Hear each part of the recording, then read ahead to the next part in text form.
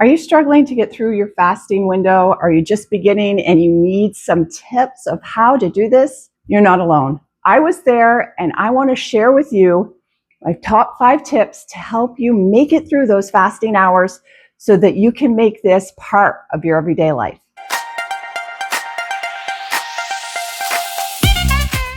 My name's Joy and I am a fasting lifestyle enthusiast. I have fasted in my life since 2018, and it has absolutely changed my life. It's helped with fat loss. It's helped with reducing inflammation and healing different things that I had. And it's also helped me to balance my hormones, which is so important this time of life. I am middle-aged, soon to be 54, and so that's very important to me.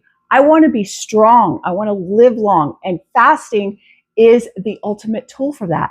Fasting is traditional. Our ancestors used to do it. It is powerful. And the other great thing that I absolutely love about taking fasting and use it in your life, it's free. It's absolutely free. It doesn't take time out of your day. You just don't eat. So I'm going to give you these 5 tips to help you fast easier in midlife. Tip number 1 is keep hydrated. You need to make sure that you are drinking enough water. Making sure when you wake up in the morning, you've already fasted several hours when you wake up in the morning, and the first thing you need to do is hydrate. Drink 8 to 16 ounces of water to help your body to feel better, to reabsorb that into your cells, and to help you to be able to fast longer. Filling the belly, filling your gut with some water helps to distend it and helps it to feel full so you can go longer. But beyond that, throughout the day, you want to drink your water. And the main reason is for hydration. We want to make sure that we are hydrated right down to the cells in our body. This will help keep headaches away. It'll help to keep your hunger away. It'll help keep your energy up so you don't feel so sluggish. But the tip with drinking water is you need to make sure that you are actually hydrating, and you do that with electrolytes. Making sure that you're getting something with potassium, magnesium, and sodium in your water so that your cells can actually absorb the water. So you need to make sure that you are doing that. Now, one of the tips I like with this, especially when I first started out, I had no idea I needed to be doing this. And once I learned to start adding in pink Himalayan salt is what I picked. You can use Celtic salt, you can use Redmond salt. But when I began, I used pink Himalayan salt, and it was the best hack that I learned. Adding this, sprinkling it in my water, or putting it on my tongue and drinking down water, putting it in my black coffee, helped me to feel better throughout the day. I had no idea I was helping with my hydration and with my mineral levels. I drank it because it said it would help you fight hunger, which it does. So it helps you helps to keep the minerals balanced so you're not so hungry. And that's why I started it. But as I've learned, I've understood how important it is to have that salt, either within electrolytes, a good brand of electrolytes. I drink a couple. I drink LMNT. I drink Redmond Real Light. I like both of those, and I go back and forth between those depending on my eating window or my fasting window. Fasting, we want to keep it clean, so it's unflavored in my fasting hours. And I'll put links to both of those electrolytes that I use down below because they are a game changer when you're fasting. Drinking water and adding in the electrolytes is a must. And that is my number 1 tip. And you also can have black coffee or plain tea within your fasting hours. Those help with hydration as long as you're getting your minerals, your electrolytes in. Those really help just to make you be able to fast longer because you have that warm, hot coffee, or you have plain sparkling water or a tea or just water. But those are the things you can have in your fasting hours. You want to stay hydrated. Those and electrolytes or salt, pink Himalayan salt, Celtic salt, those are very much needed. And that's one of my number 1 tips for your fasting window. Okay, so that brings me to number 2. The second tip when you are looking to fast is pay attention to your last meal. I made this mistake in the beginning, and I have learned through trial and error and through study and from listening to experts that you really need to make sure that your last meal before you begin a fast, it's usually, your dinner before the nighttime, the last meal should be full of good healthy fats, good protein, and some fiber from vegetables. You need to make sure that you are eating whole foods. You do not want processed foods. You do not want high carbohydrate foods. You do not want sugar, a lot of sugar. If you eat high carb food, I don't know why I can't say that, high carbohydrate food or sugar before you go to bed, that will make you struggle when you fast. It will make it harder to fast. Your body will be having sugar crashes. Your insulin will be too high. Your body will be trying to get rid of all that sugar before it even starts to dip into producing ketones so that you can feel better when you're fast. Sugar is nothing you want to eat, or carbohydrates, which actually turn into sugar. Bread, processed foods, they all turn into sugar. You do not want that before you go to bed or before you start your fast. One of the worst meals you could have would be a big spaghetti dinner with a lot of carbohydrates. Those processed carbs will make you struggle in your fast.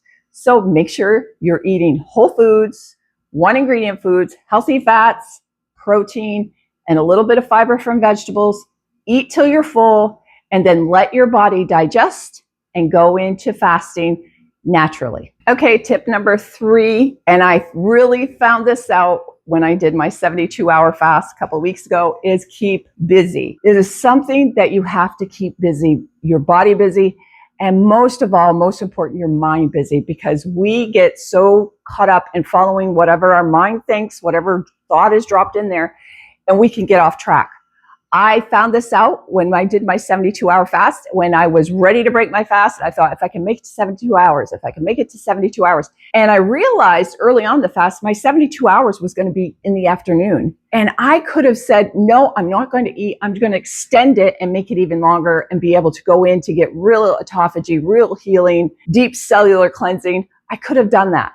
But in my mind, I kept telling myself, I get to break at 72 hours. I get to break my fast at 72 hours. And so all I was thinking about was how I was going to break my fast, what I was going to eat, how good it was going to taste. And it totally, even though 72 hours is nothing to scoff at, I was quite happy with that. But I let my mind dictate when I was going to break my fast instead of pushing my body or doing something more when I could have. But that's even true in short fasts. If you are always thinking about when you're going to eat, when you're going to break your fast, how will you break your fast, you're going to sabotage yourself, because that's where your mind will go. You want to keep your mind busy. So the first thing is listening to good podcasts, spiritual podcasts, or health podcasts, or some kind of educational podcast, or even if you want entertainment podcasts. I like to use that time to learn new things, to deepen my faith, to deepen my knowledge. And that is just takes your mind off food. Don't listen to podcasts and stuff don't do cooking shows. I wouldn't do that. That's torture. So you want to just listen to something that entertainment that helps teach you something and keeps your mind off food. Do that. Go for walks. Walking is one of the best ways that you're killing time, you're keeping your mind active, and you can stop thinking about food. Run errands, clean something out, do things that just keep you away from food and busy. And that'll make the time fly, and it will help you to keep your mind off the food, because our mind, that's what will lead you to the food. So you want to make sure your mind is busy. Your body's busy so you can burn up any energy that actually gives you energy, keeps you focused on something else, and listening or reading or doing something to keep your mind busy. And number 4 is start slowly. Don't think that you have to jump right into a long fast. When you are starting your fasting lifestyle, your goal is to build that fasting muscle. It may take a few fasts. It may take a couple of weeks, but start slowly and don't push yourself too much. Push yourself a little and start strengthening yourself in those fasting hours.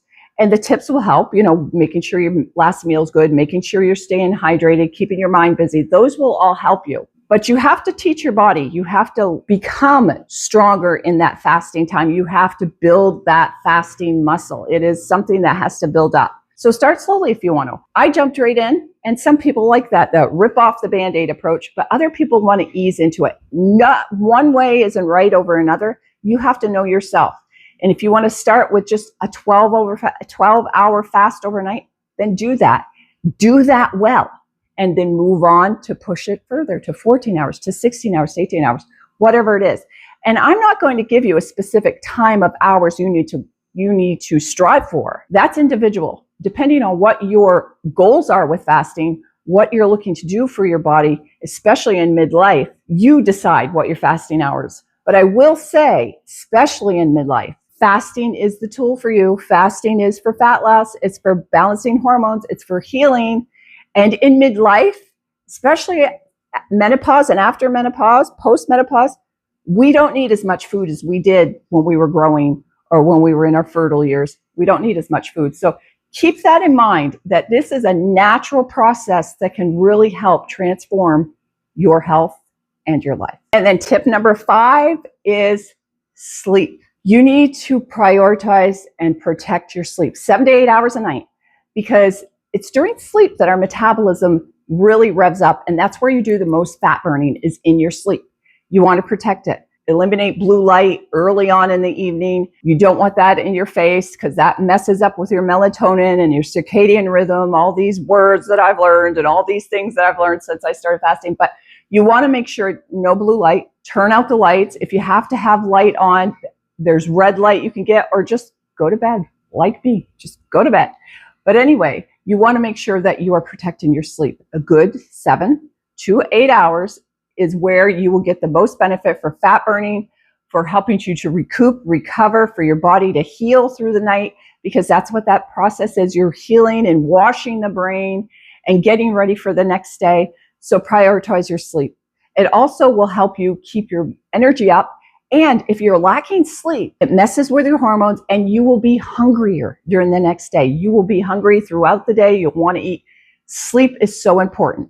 So make sure you prioritize it. You get your sleep. And the best thing about it is, when you're sleeping, you're fasting. So those are doing 2 or 3 things at once. You're wasting time, you're keeping your mind off the fast, and you're healing your body and burning fat. One of the best states is sleeping. So make sure you protect it. Okay, so that was my 5 tips, but I have a bonus tip, and that is to make sure you are very clear on your why. At the beginning, my why was, when I started fasting, my why was to lose fat. I wanted to lose fat. I wanted to look better in my clothes. I wanted to feel better. And that was my goal. And I thought of that every day when I saw somebody eating something that I thought looked good, or I wasn't eating when other people were eating, asking myself, why am I doing this? Why am I doing this? And I always kept that in the forefront of my mind. Why am I doing this? My reasons for fasting now are totally different. They're for hormone balance. They're for, yes, keeping my weight, managing my weight, but healing, longevity, for energy, for focus, all those things that we want, especially in midlife. Fasting, you have to have your reason so that you will keep doing it, even when it's hard. Because just like when you start exercising, at the beginning, it's uncomfortable. And fasting can be the same way. At the beginning, when you start, it can be uncomfortable. It can feel like it's hard. But if you just keep going, you will build that fasting muscle and you will be able to push through, and you will see your body begin to change positively. You'll learn more about your body. You'll know more. You will just be able to live life more fully. And while you're doing that, while you're staying focused, make sure to always, as I would suggest, is always combine your fasting in your prayer life.